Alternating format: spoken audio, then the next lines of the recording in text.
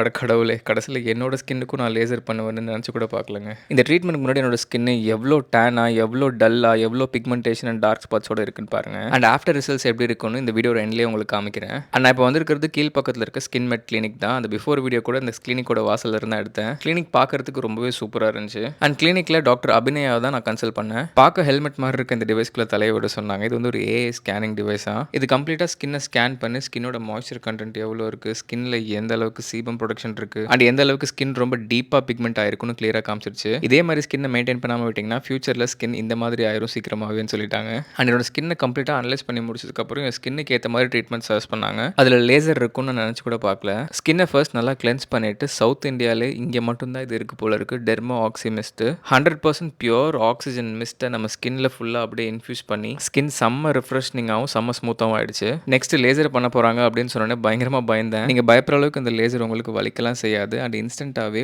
ஒரு ஷேட் வந்து tan remove ஆகுறது ஃபீல் பண்ணுவீங்கன்னு சொன்னாங்க. இந்த வீடியோலேயே நீங்கள் கிளியராக பார்ப்பீங்க எப்படி டேன் ரிமூவ் ஆகுதுன்னு. வழக்கமாக லேசர் பண்ணால் ஸ்கின்லாம் ஒரு வாரத்துக்கு அப்படியே புண்ணாகி பார்க்கவே கன்றாவே இருக்கும். பட் இதில் அந்த மாதிரிலாம் ஆகாது. 0 டவுன் டைம் சொன்னாங்க. ஃபைனலாக ஃபேஸில் இருக்க ரெட்னஸ் போகிறதுக்கு இந்த வைட்டமின் சி மாஸ்க் போட்டு கம்ப்ளீட் பண்ணாங்க. அண்ட் ஃபைனலாக மாஸ்க்கையும் ரிமூவ் பண்ணதுக்கப்புறம் ஸ்கின் இப்போ எவ்வளோ க்ளோவிங்காக அண்ட் எவ்வளோ பிரைட்டாக இருக்குன்னு பாருங்கள்.